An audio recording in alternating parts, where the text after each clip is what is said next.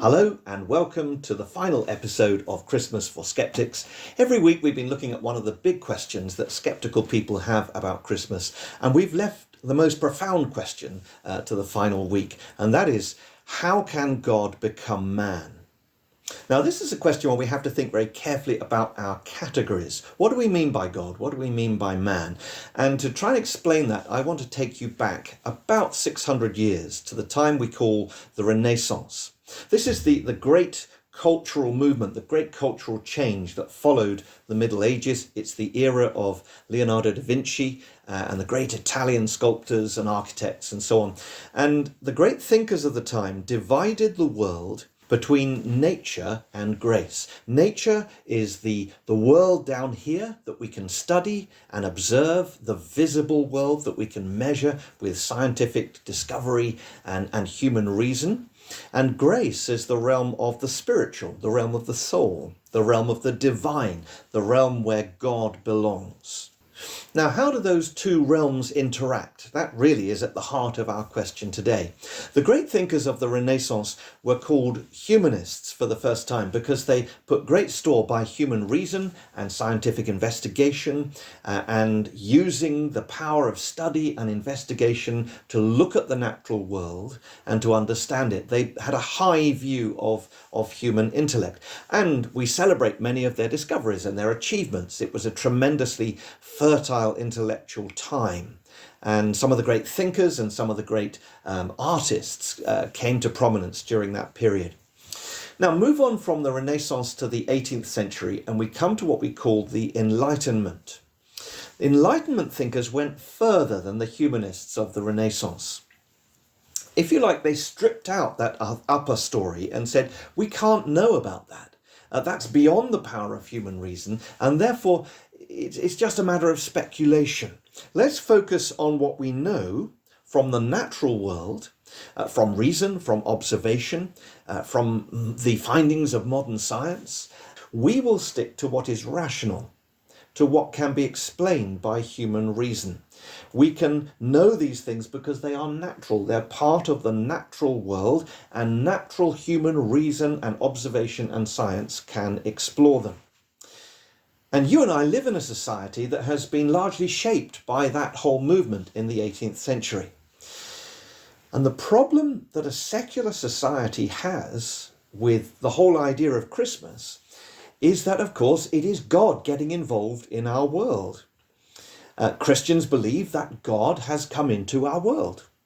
And therefore, how can that possibly be in any way rational? People will say, this is not what normally happens. This is not what we have seen observed in our lifetimes or in the last couple of 100 years. And you'll often hear many skeptics say, when they're talking to Christians, I admire the fact that you have a faith. Now, have you noticed that people talk about Christians' faith as though it is a thing? An entity in its own right. He has a faith. She has a strong faith. Almost as though it's this thing that is added to our visible everyday life. Some people say, my faith helps me. They never actually tell us what their faith is in. The focus all seems to be on their faith, as though it's sort of some structure that we have built on top of our natural, reasoned world. And we are told very often that our faith in God is a projection of our imagination, that we have thought about what God ought to be like. And if you like, we're projecting that onto an unseen, unknown, unknowable world. And that any idea of God is entirely a product of our own thinking and philosophizing and imagination. I often hear people talking about the kind of God that I can believe in, or that kind of God I really couldn't believe in, as though we have a choice. And I find that such an extraordinary thing.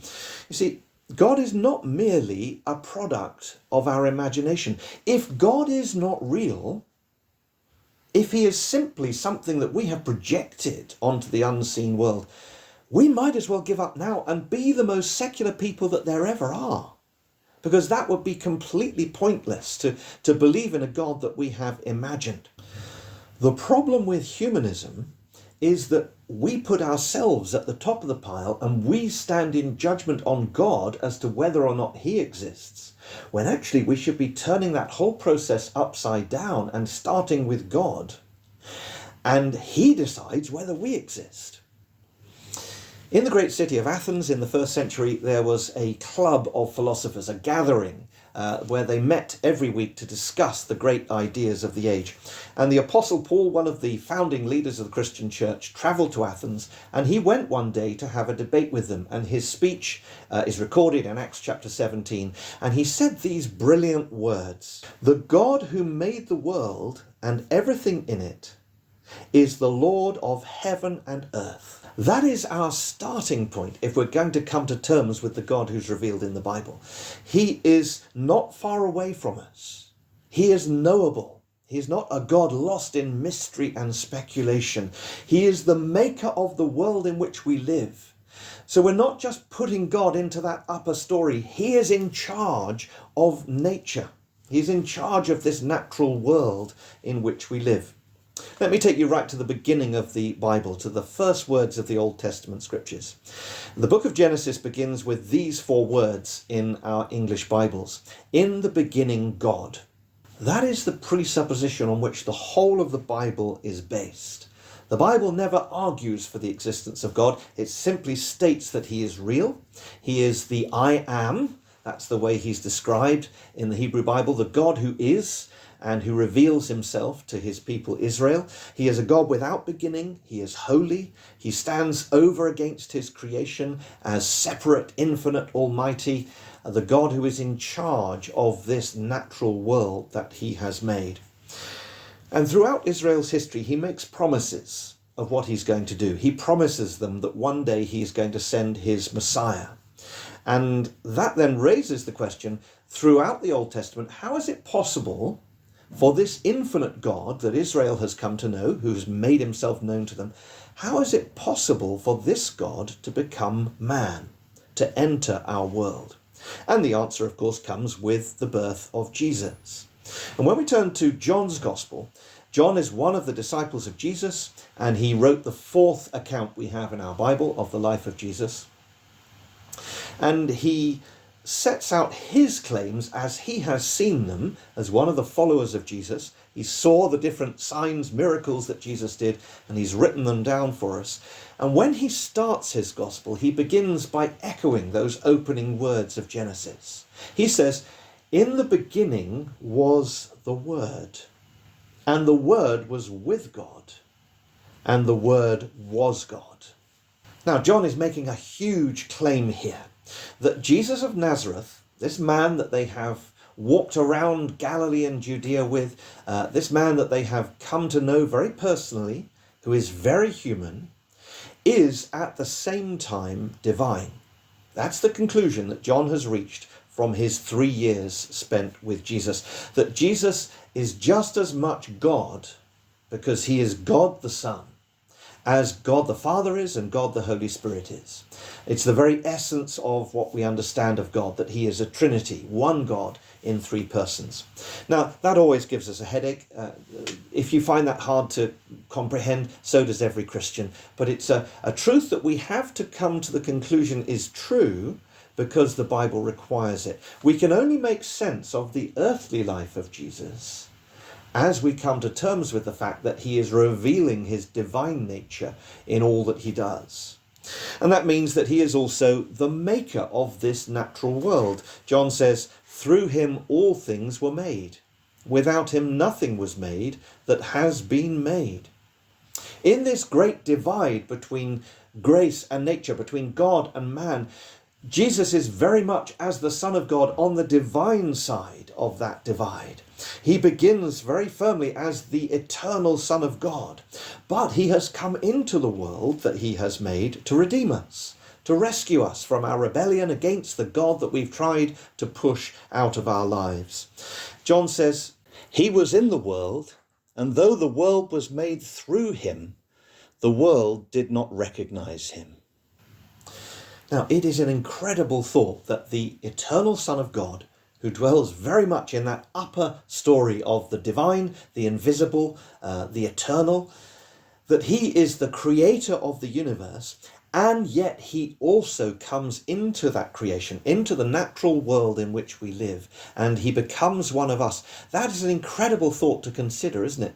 But if God is not a projection of our imagination, but he really exists, this world belongs to him.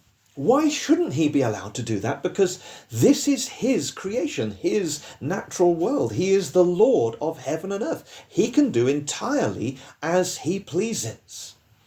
Now, considering how much we have tried to push God out of the world, tried to get rid of him, exclude him from our thinking, and to try and live by our own light, by our own wisdom, by our own philosophy, and we have put ourselves on top of the world, as it were, and made a complete pig's ear of it, and ruined this world, and caused so much disaster by doing that, it is the greatest news that I could ever share with you, that God that we have rejected is so towards us and for us and determined to come and redeem us that he sends his Son into the world. This holy God that we have offended chooses to come after us, not first of all in justice, but in grace, in favour, in mercy.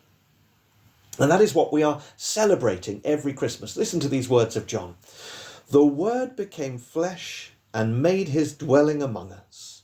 We have seen his glory, the glory of the one and only Son, who came from the Father, full of grace and truth. What better time could there be than Christmas to turn our lives the right way up, to surrender our heart and soul and mind and imagination to the God who made us, the God who rules over us, the God who is in charge of this wonderful natural world in which we live, the God who reveals himself in all the glory of what he has made, and the God who has entered that natural world in his Son, who has become one of us to be our Redeemer, to set us free and to bring us back to the God that we have ignored for so long. Thank you for joining me today and for these past 4 episodes, and I wish you a very happy and Christ-centered Christmas.